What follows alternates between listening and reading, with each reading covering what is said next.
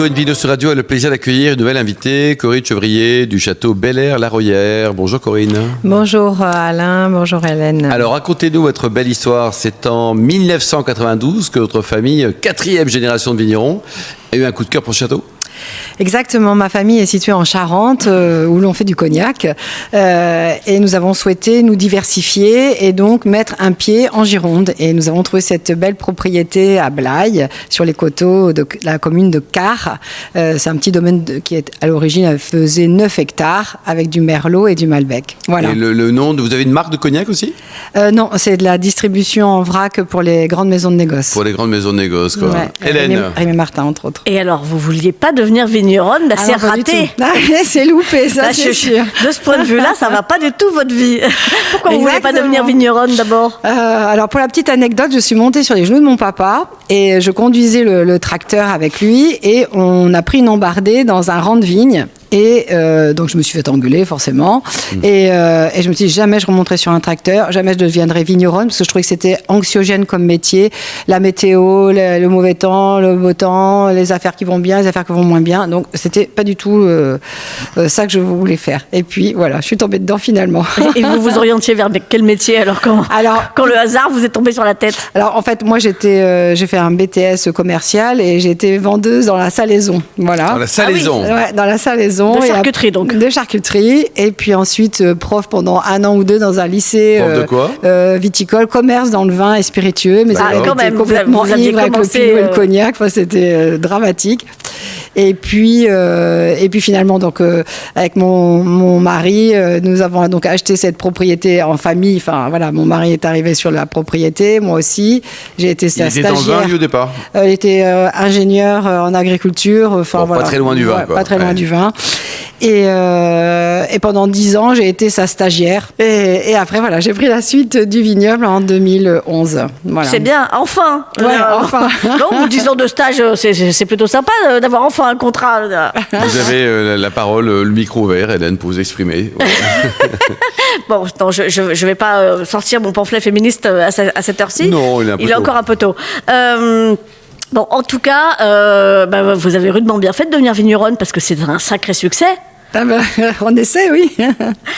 Donc, les années passent. Le 10e millésime, du coup, c'était celui que vous avez encore fait avec votre mari. On parle de celui-là. Oui. Et un 100% Malbec vieille vigne. Ouais. Ah oui. Et alors, un 100% Malbec à Bordeaux. Donc, vous allez spécialement à Bordeaux, mais pour faire un 100% Malbec. Alors, en fait, quand nous avons acheté cette propriété, il n'y avait que du Merlot et du Caux, qui est le nom officiel du Malbec. Et nous, arrivant de Charente, on connaissait que l'Uni Blanc, le Colombard et la Folle Blanche. En plus, on Blanche. distille tout ça. Exactement. Et donc, quand nous sommes arrivés, tout le monde nous décriait ce cépage Malbec en disant que c'était pas en 92, noble, c'était pas assez noble. En 92, c'était pas tendance. Depuis, ah non, pas du tout. Ça a explosé. Voilà, ça se coupait plutôt comme cépage que ça se plantait. Et finalement, c'est ce qui nous a fait connaître, nous, dans notre petite appellation. C'est notre Malbec qui était présent sur le vignoble et que nous ne souhaitions pas arracher puisqu'on venait d'acheter une propriété avec des gros emprunts. Donc, c'était pas question. Voilà. Oui. Et on a eu la chance de rencontrer un œnologue extraordinaire, Christian Véry, qui nous a dit, mais ce Malbec, vous allez en faire quelque chose, c'est pas possible. Et donc, d'année en année, on a évolué sur ce cépage-là. Et donc, pour fêter notre 10e année, nous avons souhaité mettre à l'honneur ce cépage Malbec génial. Et de faire cette fameuse Figue 10 pour fêter les 10 ans. Et vous êtes dans quelle appellation avec un 100% Malbec ? Blaye Côte de Bordeaux. D'accord. Donc, voilà. Donc c'est possible, quoi. Ouais, la preuve, je crois. Ouais. De toute façon, c'est fait. Il semblerait que ce soit autorisé. Alors, c'est une manie chez vous, une très jolie manie, de célébrer vos anniversaires avec des cuvées particulières. Oui. Je pense à votre 25e millésime. Alors là, vous n'étiez plus stagiaire, alléluia. Ah oui, exactement. Et vous avez élaboré un joli trait d'union qui s'appelle Ma part des anges. Exactement. Là, ça, c'est une idée de ma fille, Louise Marie, qui me dit, mais maman, il faut fêter les 25 ans. Bon, qu'est-ce que l'on fait ? Il serait bon de faire un vin, en effet, qui soit un trait d'union avec la Charente.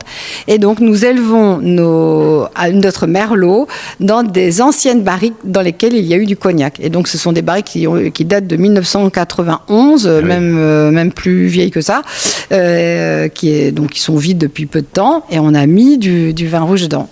Notre œnologue nous a pris pour des fous, forcément. On n'a fait qu'une barrique. Et finalement, c'est extraordinaire. Donc, nous avons testé pendant 1 an du Merlot, donc dans une barrique de cognac. Et effectivement, quand nous l'avons sorti, on sent c'est cette odeur de cognac qui ressort dans l'élevage avec le vin rouge, et ça s'accorde très bien à l'automne avec un bœuf bourguignon, c'est excellent. J'ai faim, moi. Faut pas me parler de ça à cette heure-ci. Et alors, pourquoi avoir choisi le Merlot plutôt que le Malbec, par exemple? Parce que moi, je me dis que comme ça, spontanément, j'aurais peut-être pris. Je me serais dit, le cognac, c'est un peu costaud. Je vais aussi prendre un cépage un peu plus costaud que le Merlot. C'est vrai, mais par contre, j'ai choisi le Merlot parce que c'est le cépage vraiment emblématique, je dirais, sur la rive droite de Bordeaux. C'est quand même le Merlot avant le Malbec. Donc, j'ai trouvé que c'était quand même, on fait des merlots, nous, sur des argiles qui peuvent être très costauds. Donc, c'est vrai qu'on a mis plus en avant. Et puis, le Malbec, on en a besoin pour notre grande cuvée. Oui, c'est ça, pour la grande cuvée, on le garde pour nous. Corinne, moins drôle, là, c'est Bordeaux, le Bordeaux bashing, la difficulté du vignoble en ce moment. Qu'est-ce qu'il faut dire pour que les gens retrouvent, redégustent ces Bordeaux qui proposent d'ailleurs souvent un excellent rapport qualité-prix? Il faut que les clients aillent voir leur caviste et leur demandent des vins de Bordeaux. Il faut que les particuliers, les clients qui vont dans des restaurants demandent à avoir un peu plus de vin de Bordeaux sur leur carte. Encore aujourd'hui, j'étais dans un restaurant où il y avait à peine 2 vins de Bordeaux à Paris. Ouais, c'est quand même incroyable. Et donc, on me dit, mais on n'en achète pas parce qu'on ne nous les demande pas. On ne peut pas vous les demander parce qu'ils ne sont pas sur la carte. Ouais, c'est ça. Il y a eu d'énormes efforts de fait auprès des petits vignerons comme moi, où on a revu effectivement peut-être nos concentrations au niveau des vins. Moi, j'aime les vins concentrés, mais je fais aussi des vins plus légers. J'essaie de m'adapter aux différents clients. On fait des élevages en amphore, en cuve. C'était pas la mode. En jarre.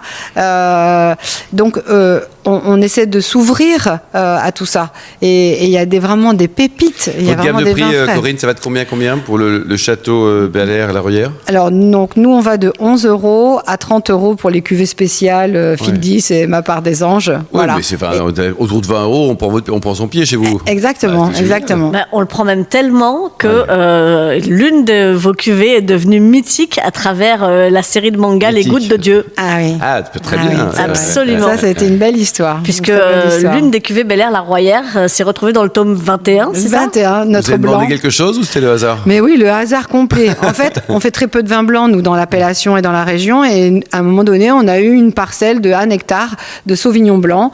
Et je me demandais comment on allait vendre du vin blanc alors qu'on fait que du vin rouge et qu'on vend majoritairement à des professionnels.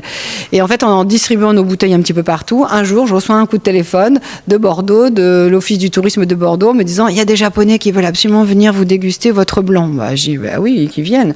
J'avais pas compris que c'était pour les Gouttes de Dieu, donc j'aurais fait déguster tous mes vins. Ils m'ont dit, Parce non, que le nom du domaine est indiqué. Hein. Voilà, Château Bel Air La Ruyère, c'est notre blanc. Et 9 mois après, qu'est-ce que je vois? Notre bouille dans le génial, manga. Et on a eu pendant 5 ans des Japonais donc qui vous n'avez pas payé, vous n'allez pas chercher. Non, c'est génial. C'est bien, c'est génial. C'est une belle histoire. Cette série Les Gouttes de Dieu, elle a vraiment aidé des vignerons à se faire connaître. C'est très, très chouette. Alors, pour terminer, Hélène, il y a quelques infos pratiques, peut-être, pour prendre enseignement. D'ailleurs, si on vient vous voir, c'est ouvert chez vous? Oui, on accueille. Et si on veut dormir dans le coin, vous n'avez pas un hôtel à nous conseiller? Ou une chambre d'hôte, d'ailleurs?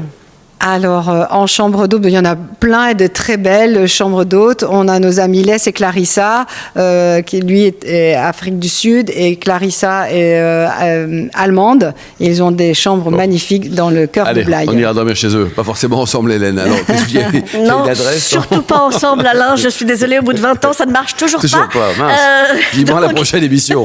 Vous avez des infos pratiques à donner?